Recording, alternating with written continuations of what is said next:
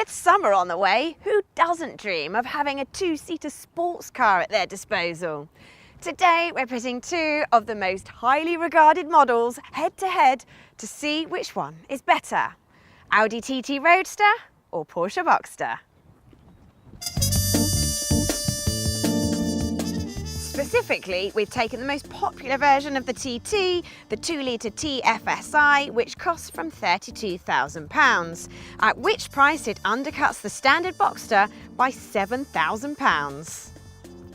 Significantly cheaper it may be, but the TT lacks little in the way of grunt. Its 2-litre turbocharged engine kicks out 230 horsepower, meaning it's just 35 shy of the Boxster, and actually it thrashes it for torque. Obviously, with two such exciting cars at our disposal, we aren't going to spend hours talking about boot space.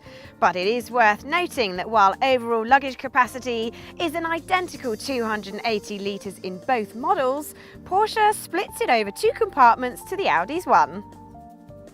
On the subject of practicality, both roofs operate at about the same length of time. However, only the Porsche can be operated with the key. And now, it's time to drive them.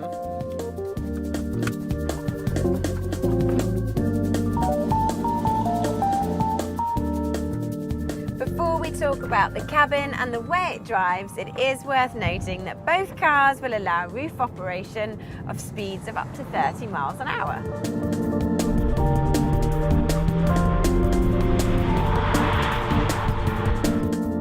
If you've seen our review of the new Audi TT Coupe, you'll know that we think it's really rather good. And the same goes for this Roadster version. For a start, the dash is beautifully put together with details such as the air conditioning controls in the air vents and the virtual cockpit design for the sat-nav. All add to the sense of class. It's fast too, with torque available all through the rev range. In fact, we'd go so far as saying that this TFSI model is quick enough to satisfy most drivers, whether you have it with front-wheel drive or, as we have today, quattro all-wheel drive.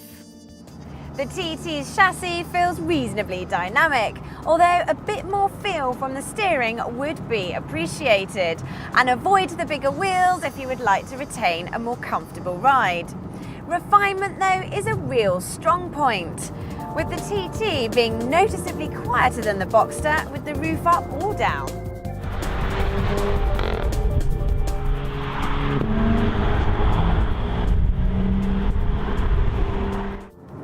As you can probably hear from the distinctive flat six wail from over my shoulder, I've now jumped into the Boxster. And I have to say, it took about 2 seconds for it to put a smile on my face.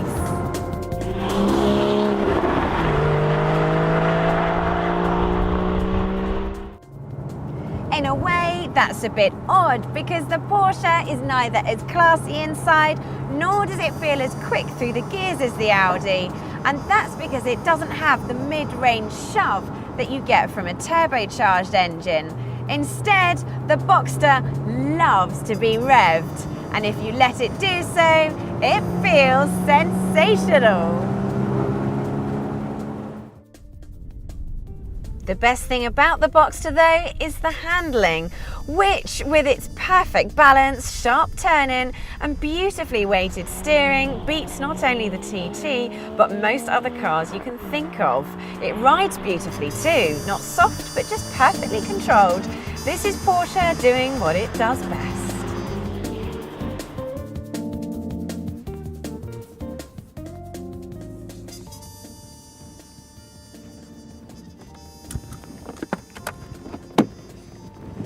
Question is all that enough to offset the Boxster's hefty price premium over the TT? For a lot of people, probably not. Whether you like the TT or not, you can't deny that it's something of a style icon, a point it backs up with a classy interior, strong engine and great refinement. Plus the fact it's now better to drive than ever. Be aware though that with both of these cars you're likely to want to spend a significant sum on options. some of which are essential, such as a wind deflector and heated seats for those chilly top-down winter drives. For all of the TT's good points, there's just something about the lure of that Porsche badge, the wonderful handling and the high revving engine that means it just begs to be driven. Yes, it's more expensive, but sometimes the best things in life are. Fact is, if you want the ultimate roadster thrill, the Boxster is worth the extra money. Tell us if you agree in the comments below. Plus, don't forget to subscribe to our YouTube channel by clicking here and visit the Telegraph Cars website by clicking here.